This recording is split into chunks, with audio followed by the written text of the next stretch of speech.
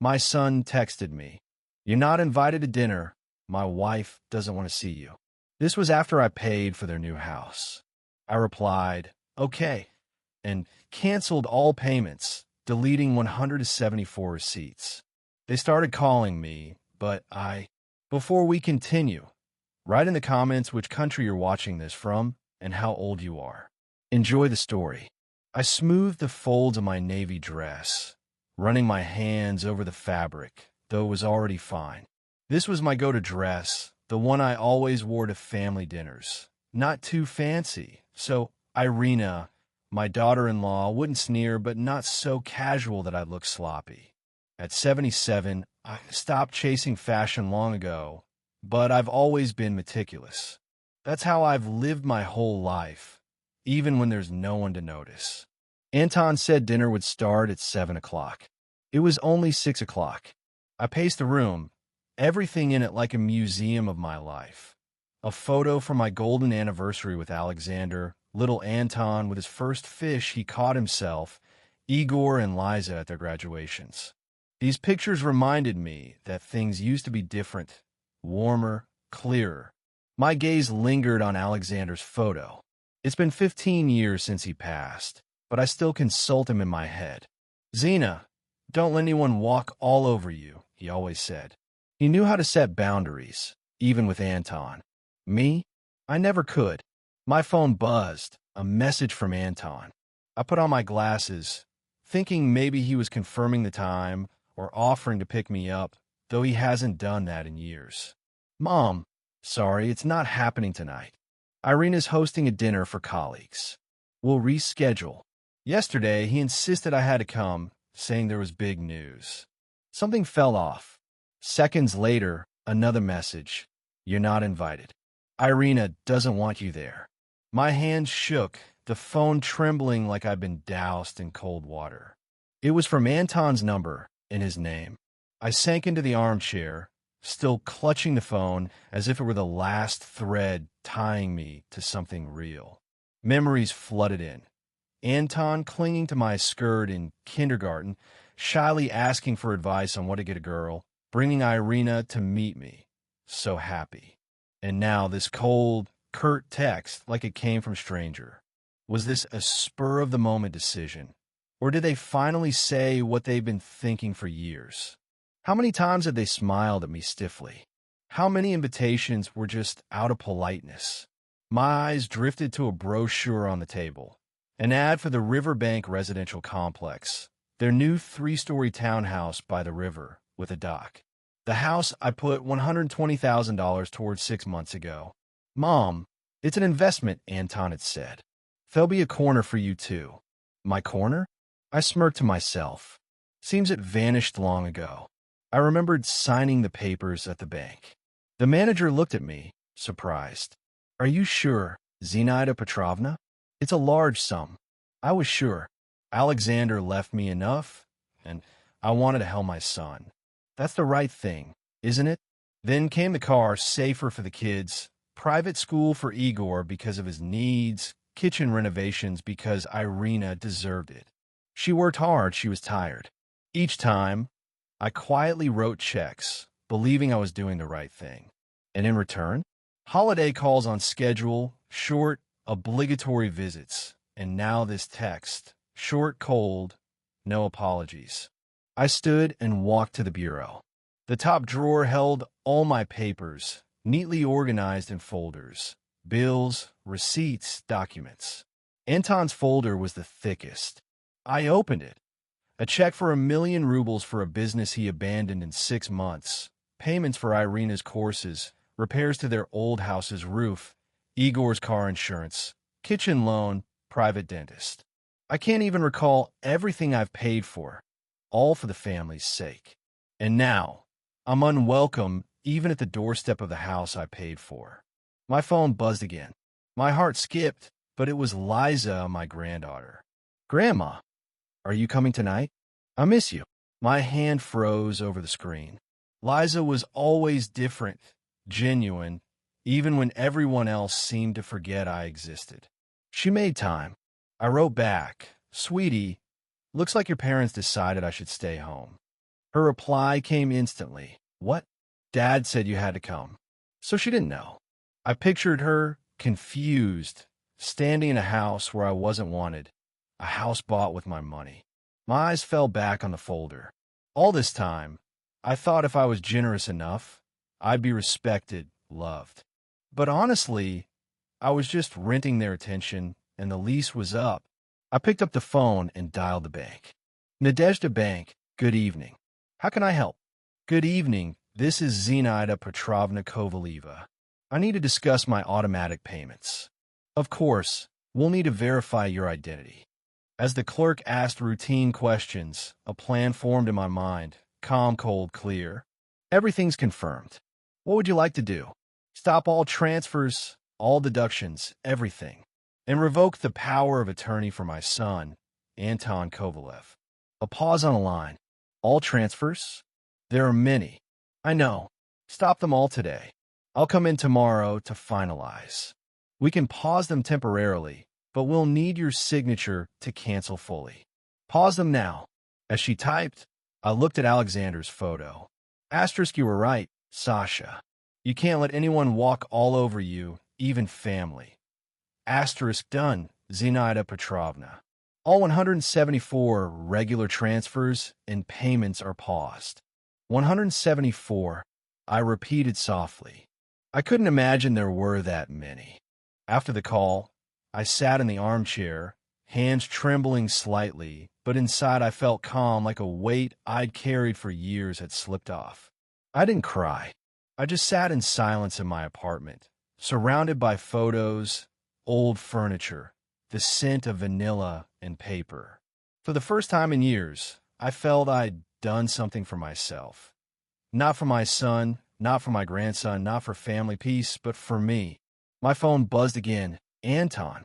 Probably Liza told him something. I didn't open it. I wasn't going to explain or justify myself again. I typed a new message, just one line. Pay for everything yourselves now. Good luck. My finger hovered over send. Honestly, I didn't want to sound harsh, but they started this coldness. They decided I was expendable, even in the house I bought. They chose to be strangers. I just accepted it. I hit send, then turned off the phone. Silence. Peace. Outside, evening was settling in, soft light spilling onto the windowsill. I stood, walked to the closet, took off the dress I'd put on for dinner, slipped into a cozy robe, and put the kettle on. The kitchen felt warm, smelling of apples. I pulled out an old photo album and flipped through it. My wedding with Alexander, Anton in his father's arms, us at the dacha, on trips at cafes. So many years, all captured in these photos. I looked at my younger self, always busy, always doing something for someone else. I put off my own desires, my dreams, always helping. First my husband, then my son, then his family. And myself? Always last. Alexander used to say, Zina, don't let people use you, even those closest to you. Before he died, he made me promise to take care of myself the way I always took care of others. I nodded then, but in my heart, I thought, who'll need me if I don't give everything? Now I understood. I need myself. I closed the album, returned to the kitchen, made tea, and pulled out a book I'd wanted to read for ages. I kept putting it off. Igor was sick. Ireina needed money for courses. Family events took priority. Now I could read when I wanted, live how I wanted, without expectations, requests, or the endless role of savior. The next morning, I woke up without an alarm, without calls, without a to-do list. I slept well, no pills, no valerian. I ate breakfast slowly, savoring it, looking out the window. The day was clear.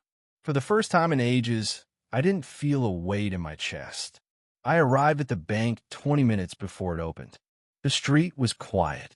I stood outside in my coat, holding my folder as people passed by, unaware this was a special day for me, the day I took back my life. When the doors opened, I walked in. The girl at the counter smiled politely. Good morning. How can I help? I need Lydia Mikhailovna. I said. We've known each other for nearly 30 years. She handled our affairs with Alexander, always precise and attentive. A few minutes later, I was in her office. She hadn't changed much. Same neat hairstyle, thin-rimmed glasses. Zinaida Petrovna, good morning. I'm aware of your call. All transfers are paused. What happened? I looked her in the eyes. I want to cancel everything permanently and revoke Anton's access to my accounts.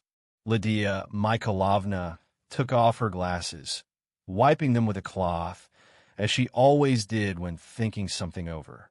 We've known each other a long time. Are you sure? This is a big step.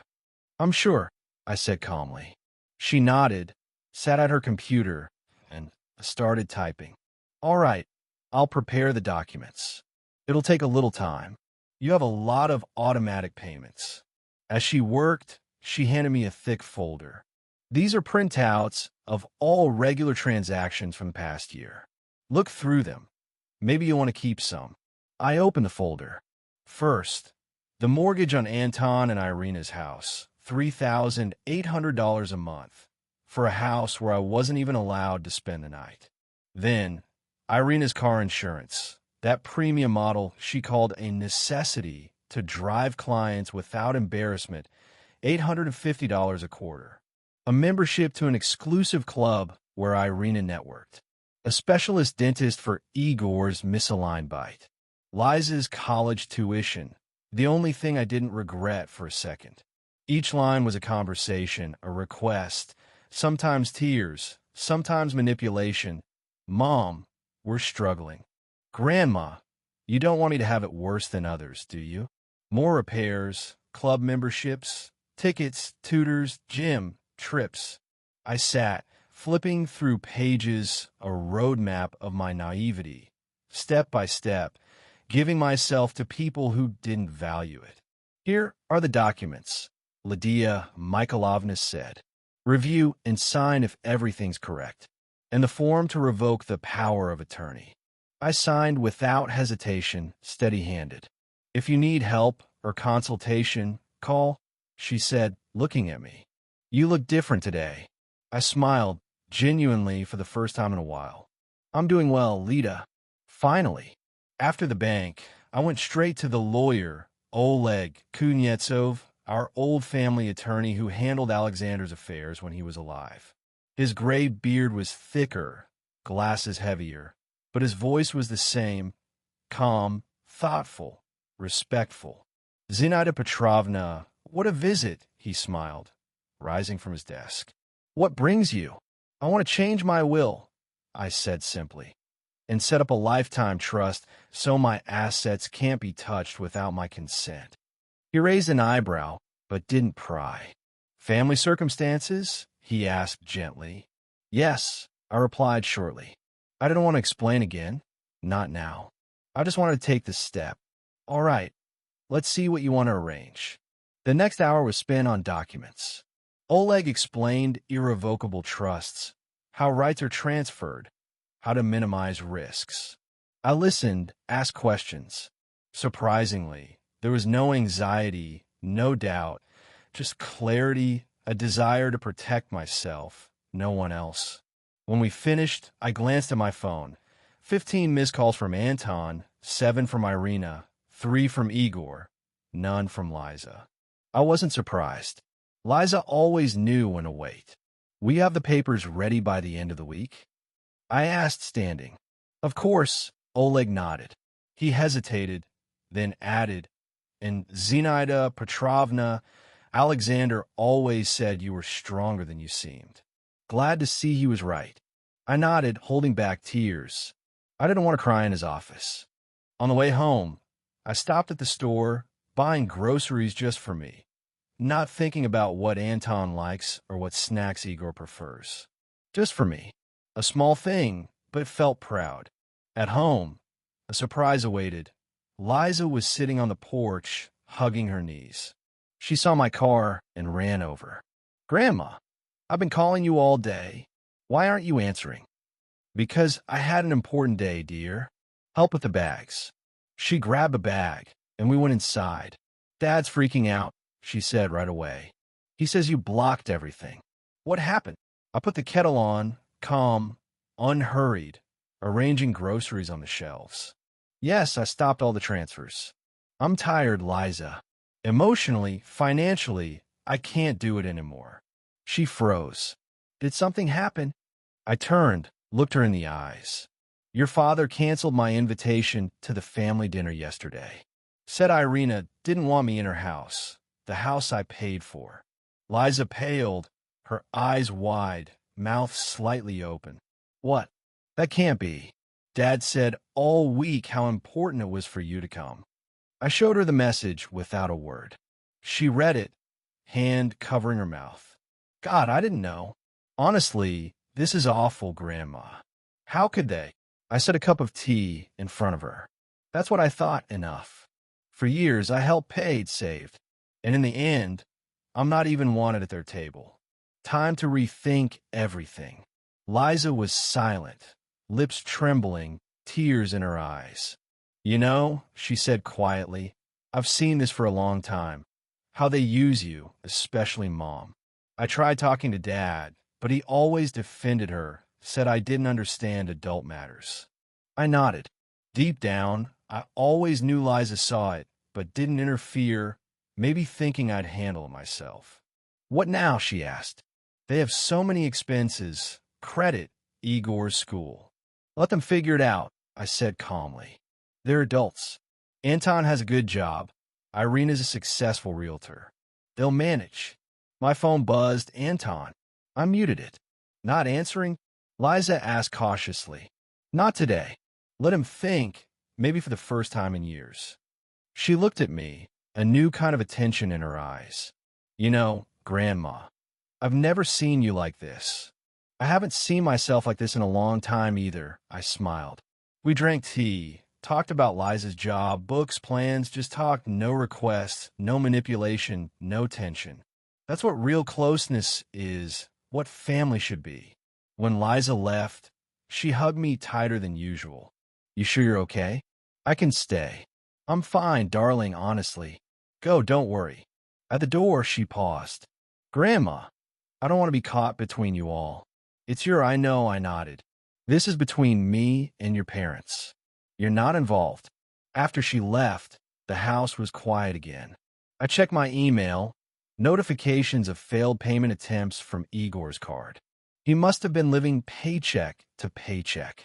I set the email aside, sat by the window. The phone kept buzzing. Anton. I ignored it, opened an old photo album to a random page. A picnic, us young, Alexander, little Anton, Ireina with a 90s hairstyle, the kids still in diapers. Smiles. I truly believed we were a real family then. When it go wrong? When did care turn into obligation? Love into financial dependence? I walked to the hallway mirror. The woman staring back wasn't young, but her eyes held a firmness I hadn't seen in years, calm, inner strength. Time to remember who you are, Zinaida Petrovna, I said quietly to myself. The intercom buzzed. My heart skipped. Anton? I looked through the peephole. No, it was Galina Sergeevna, my old friend, holding a basket, homemade jam and cookies. I opened the door, and she hugged me tightly. No words, like I'd just come back from the hospital. My eyes stung, but I didn't cry. My chest ached with how much I'd missed this simple, human warmth, no strings attached. I called. You didn't answer, so I came to check on you, she said, walking to the kitchen. Turned off the phone. Family emergency. She set the basket on the table. Cookies, a jar of jam, fresh bread. Mariska again? She squinted, always calling Ireina her own way. I nodded. Not just her. All of them. We sat, and I told her about the message, the canceled dinner, how I stopped all payments. Galina listened, lips pursed, nodding in the right places. When I finished, she took my hand. Thank God, she exhaled. I watched this for years, wanted to say, Zina, wake up, but I knew you wouldn't hear me. I wasn't offended. She was right. I didn't want to see it myself, I said quietly. They used you. especially that darling daughter-in-law. She never respected you. And I kept forgiving for family peace. We sat over tea, talking like two women who've long understood each other, not as a mother or grandmother, just as women tired of being convenient. That evening, Galena left, promising to visit again soon. I was alone. The phone rang. Anton. I didn't answer. A minute later, a message from Ireina.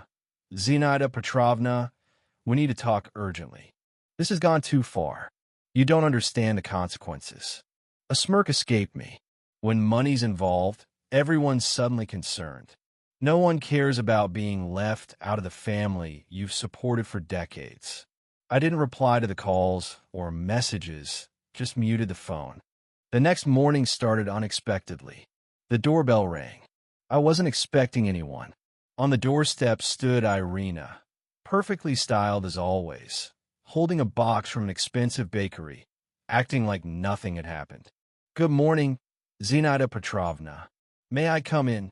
I stepped aside silently. Ireina walked in like she owned the place, glanced around, set the box on the table. We need to talk. She sat, hands folded in her lap, her voice soft, patronizing, like she was explaining something to someone slow. What happened was a misunderstanding. Anton shouldn't have sent that message. We were stressed. I was planning an important dinner with clients. I needed everything to be perfect, and you might have ruined it. I asked calmly. No, you misunderstood, she faltered. It's just, sometimes you're not up to speed on modern etiquette. You dress a bit old-fashioned, I prompted. She nodded, feigning sympathy. And that justifies barring your husband's mother from the house she paid for. Her face twitched, the mask nearly slipping, but she recovered quickly. Let's not escalate. We're all struggling. Credit Igor, Anton's job. I'm exhausted. We all are. And me? I asked. Have you ever, in all these years, asked how I'm doing? Zinaida Petrovna, she said, that patient cold tone again. I'm done sending you money. I cut her off. Not for the house, the car, Igor's gym, nothing. She froze, as if she didn't believe it. You can't. We're family. Family is care, respect, attention. I haven't seen that from you in years. I'm just a bank account, a card. To you, I'm a function, not a person. You'll regret this, Ireina snapped. When you're alone, when you're sick, who'll help you? I stood calmly. I'll manage, like I always have, before you, before your convenience. She stood too, leaving the cakes, probably still thinking they could buy back trust. This isn't over, she said at the door. We're still family. No, I said. You're just relatives. Family is something else. When the door slammed shut, I felt no triumph, just quiet relief, like her last attempt to manipulate me had failed. I brewed tea, set out my favorite pastries, not Igor's mine. The kitchen smelled of cinnamon. It was quiet. I was finally living by my own rules. The next morning, Oleg Kuznetsov, the lawyer, arrived, punctual as always, a folder in hand. He spread the documents on the kitchen table, calm and thorough. Everything's ready, Zinaida Petrovna. Here's the new will and lifetime trust agreement. I nodded, signing each page steadily, without hesitation. The bulk of the estate goes into an irrevocable trust, with you as the sole beneficiary during your lifetime. After your passing, 40% to your granddaughter Liza, 10% to charity, the rest as you've directed. Anton and Igor get the minimum required by law. Ireina is excluded entirely. I nodded again. That's correct. If there's any family conflict, call, he said, gathering the papers. But honestly, you've done this cleanly. It'll be hard to contest. Thank you, Oleg, for everything. He paused, looking at me. In 30 years, I rarely see people take a step like this. Most drag it out till the end. You freed yourself, and that's admirable. I saw him to the door, then stood in the hallway, hand on the folder. That was freedom, papers, signatures, but above all, an inner boundary. As simple enough. The phone rang. Igor. I hesitated, but answered. Hello, Grandma. His voice was strained. Is it true? You cut everything off. True. But why? I didn't do anything bad to you. I heard not aggression like Irena's or panic like Anton's, but confusion, fear. He didn't know how to live without support. Igor, you're an adult. You work. Why do you still rely on my card? Silence. Then, quietly, I got used to it. It's always been like this. You always helped. Did you ever think about how it was for me? More silence. You think it's funny, I continued, but in the last 10 years, I got 2 calls from you that weren't about money. One for New Year's, one for a college form. The rest? Grandma, send money. Grandma, pay. Grandma, fix it. I didn't think about it, he said, voice low. Exactly. No one did. You got used to it. And only when I said no did everyone panic. My card's blocked, he exhaled. I can't pay for the apartment, the car. I'm screwed. You live alone. You work. Those are your expenses.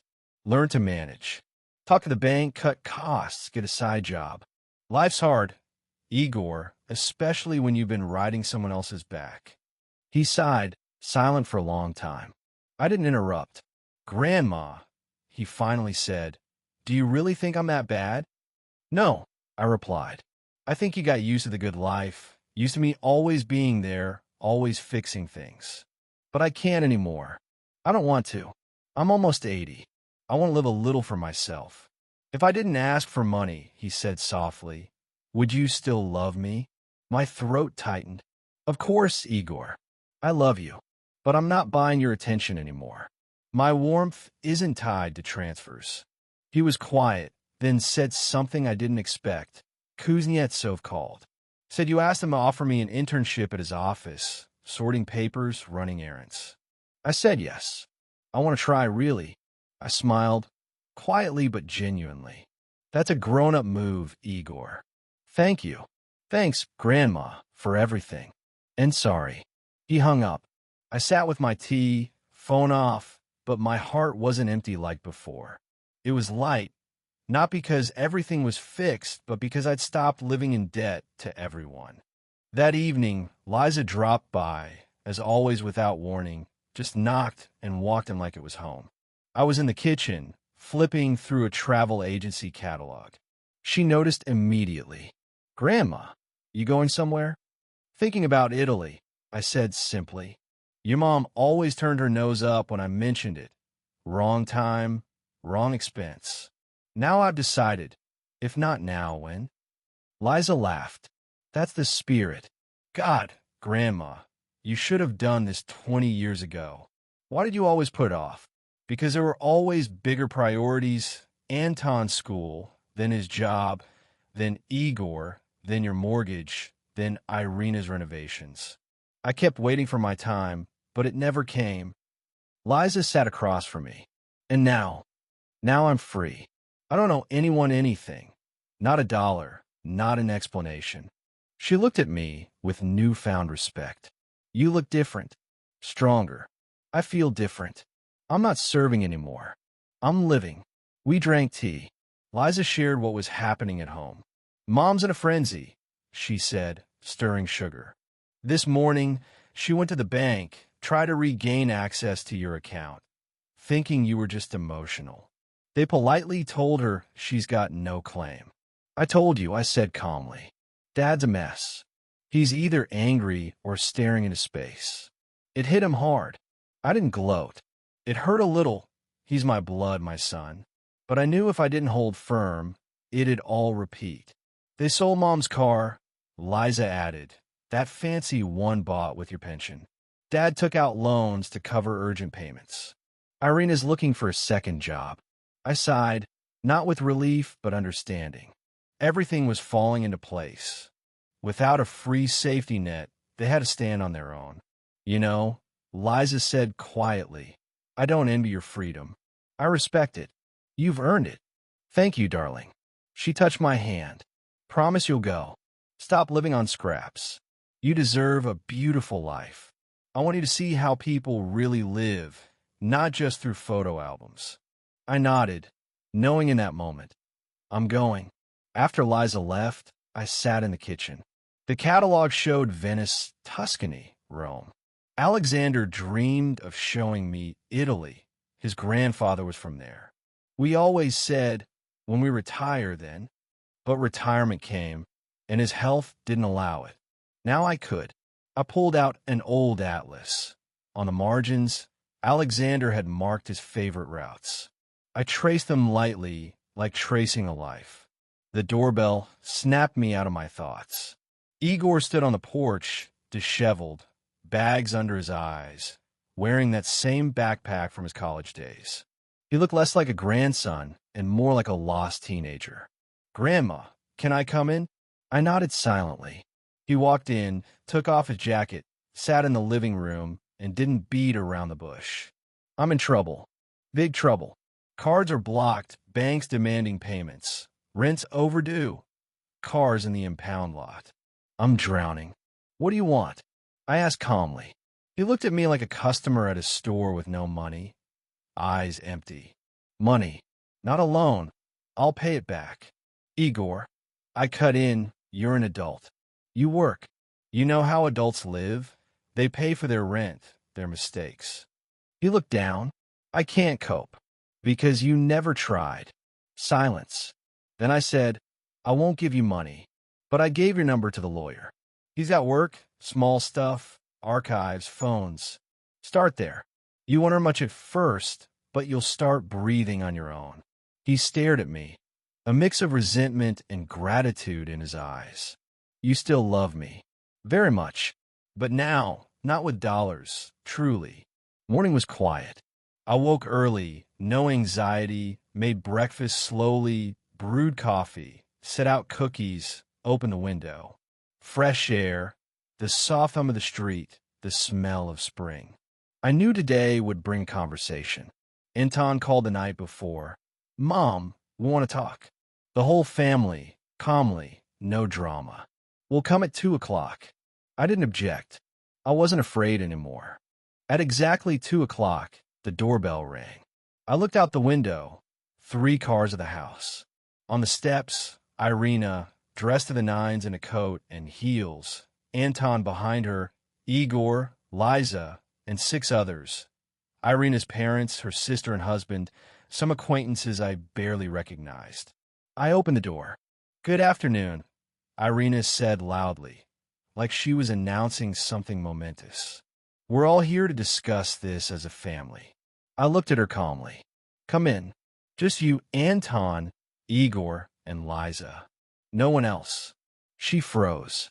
"But these are all close people, our support. We're solving this together." "This is my house," I interrupted. "I decide who comes in. Either the 4 of you or no one." Silence. They exchanged glances. Irena's eyes flashed with annoyance. Anton looked lost. Igor avoided my gaze. Liza stood quietly to the side. "Fine," Ireina said through gritted teeth. "Let's go." They walked in. The others stayed outside, some walking to the fence, others lingering by the gate, like this wasn't a family talk but a courtroom. In the living room, we sat. Silence stretched for nearly a minute. "Mom," Anton spoke first. "We want to understand why so sudden, why you canceled everything. We could have talked. Why shut it all down?" "I didn't shut it down suddenly," I said calmly. "I stayed silent for 20 years. You took never asking how I was. And now, when I said enough, you're scared. Not for me, but for your accounts." "We're not scared," Ireina cut in. "We just think it's unfair. Family helps each other. Family, yes, but not one-sided." Ireina threw up her hands. "You're destroying everything over one message." "It's not one message. It's the end. The beginning was years ago, when you started thinking I owed you." Anton looked down. Igor fidgeted with his sleeve. "We thought it wasn't hard for you," Anton exhaled. "You always offered. I offered out of love. You took it as obligation. Mom, Anton's voice rose. You can't just erase us from your life. I'm not erasing you. I'm done paying for love you don't feel. Done sitting a house I'm not invited to. Ireina snapped. But it's the house where your son, your grandson live. You paid willingly. And now I'm willingly done. She jumped up. We're losing the house. Igor can't pay for school. Everything's collapsing because of your grudge. Not a grudge, I said quietly. The truth. I'm done letting you use me. Ireina stood tall, arms crossed. You'll regret this when you're alone, with no help, no grandkids in your old age. Better alone than surrounded by people who only want my money. Silence. Anton pressed his fingers to his forehead. Igor looked up for the first time. Grandma, he started. I took the job with Kuznetsov. I'll in turn try to do it on my own. Thanks for pushing me. Ireina spun to him. You knew. Yeah, he said. I think Grandma's right. We went too far. Liza came to me, hugged me quietly, and whispered, I'm always with you. I looked at my grandkids, one learning to live anew, the other already grown, calm, real. This is my family. I'm not kicking you out, I said, but I've set boundaries. This isn't war. It's an adult conversation. I won't go back to where I'm not respected. Ireina stood like a statue, lips tight, eyes angry. Let's go. She snapped at Anton. We're done here. He stood, not looking at me, and they left. Liza lingered, hugged me tightly, no words. When the door closed, I felt no victory, no bitterness, just quiet, lightness. 6 months later, the Italian sun warmed my shoulders. I sat on the terrace of a small restaurant in Tuscany. A glass of white wine, a basket of warm bread, and a plate of pasta before me. No rush, no demands, no calls with Grandma. We need it now. Galina Sergeevna was with me. As promised, scribbling in her notebook, capturing every day's impressions. I just sat, watching the vineyards, breathing the air. Can't believe we're here, I said aloud. I'm 77, and I'm finally living how I always wanted. Alexander would be proud, Galina replied, raising her glass. To you, Zina. To us. I smiled. The past 6 months had changed much. Anton and Ireina tried pressuring, then pleading, then sulking. Anton came by with flowers, saying, Mom, forgive me, but each visit ended with, so maybe you could. I refused. Eventually, they understood it was final. Ireina, Liza told me, quit her old job and became a rental agent, hustling now. They sold the house, moved to a smaller apartment. Oddly, it's done them good. Without a safety net, they're growing, forced but growing. Igor works with Oleg Kuznetsov, handling paperwork, sometimes calling just to check on me. I feel we're connecting for real for the first time. Liza and I talk almost daily. She insisted I not delay the trip, helped pick the route, booked tickets, even bought me a new suitcase. You're living now, she said. Do it beautifully. I remember dreaming as a kid of going somewhere quiet with good food, no rush. And here I was, not for anyone else, not out of politeness, not on credit, but because I had the right. Galina and I wander cities, visit shops, taste cheese, laugh, take photos of each other. Every evening, I realize I'm not alone because I'm finally with myself. Tonight, I texted Liza, Darling, Italy's a marvel. Come someday, I'll show you the street where they make coffee like in the movies. I love you so much. I attached a photo, me against the vineyards, in a light shawl, wrinkles, tired but clear eyes, alive, real, free. Later, I stepped onto the balcony. Galina was reading. I looked at the sky, a warm, deep blue. Crickets sang below. I smiled. I made it. I spent decades, hundreds of transfers, thousands of silent concessions, but I made it. I said enough. I chose myself. I lived, even if just a little, not as a convenient woman, but as the master of my own life. The phone buzzed, Anton. I didn't answer. Maybe later. Maybe never. Right now, I have more important things to do. Live. Thank you for listening to the story until the end. Subscribe to the channel and share this video with your friends and loved ones. It motivates us to keep working on new stories every day. Don't miss the next amazing story that's about to appear on your screen. We're very grateful to have you with us. See you soon.